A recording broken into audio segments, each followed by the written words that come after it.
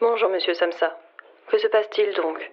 Vous manquez à vos obligations professionnelles d'une façon proprement inouïe, et je vous prie solennellement de bien vouloir fournir une explication immédiate et claire. Je vous voyais comme quelqu'un de posé, de sensé, et il semble soudain que vous vouliez vous mettre à faire étalage de surprenants caprices. Ouvrez les yeux, monsieur Samsa. Votre situation n'est pas des plus assurées, loin de là.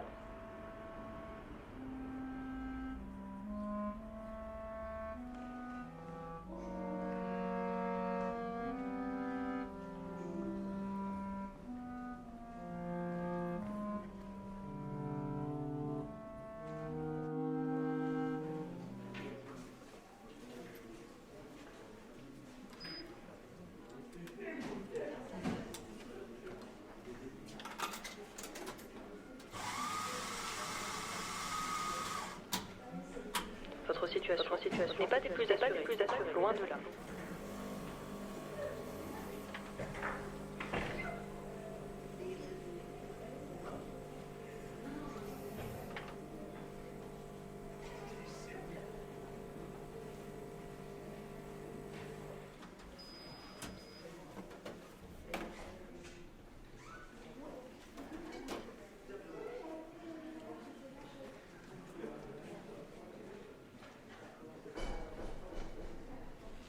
Ouvrez les yeux, monsieur Samsa.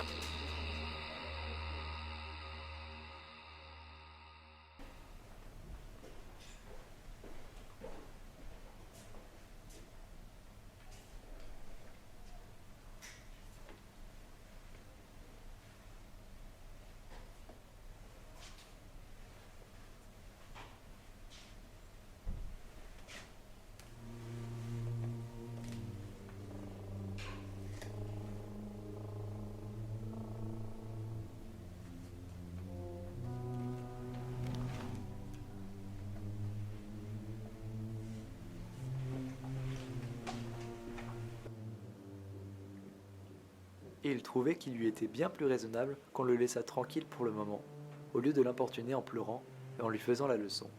Mais voilà, c'était l'inquiétude qui tenaillait les autres et excusait leur attitude. La pluie tombait encore, mais seulement à grosses gouttes, visibles une à une et littéralement jetées aussi une à une sur le sol. Il craignait avec une quasi-certitude que d'un instant à l'autre, un effondrement général lui retombât dessus, et il attendait. Qui avait le temps de s'occuper de Grégor plus qu'il n'était strictement nécessaire? Elle le trouva encore en train de regarder par la fenêtre, immobile, et effectivement effrayant, dressé comme il l'était. Ensuite, la porte fut encore claquée d'un coup de canne, puis ce fut enfin le silence.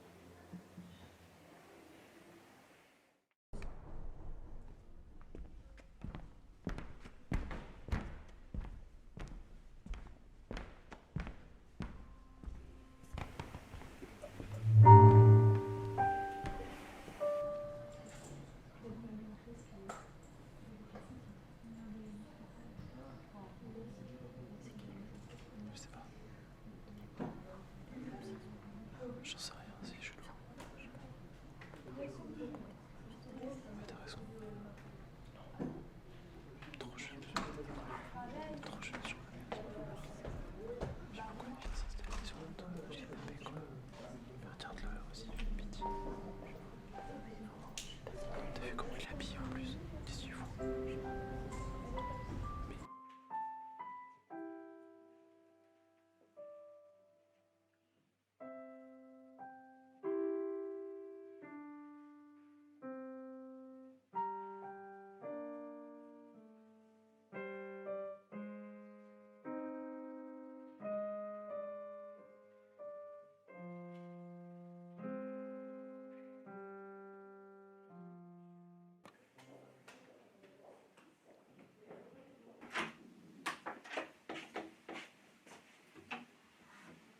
Maintenant, se demanda Grégor en regardant autour de lui dans l'obscurité.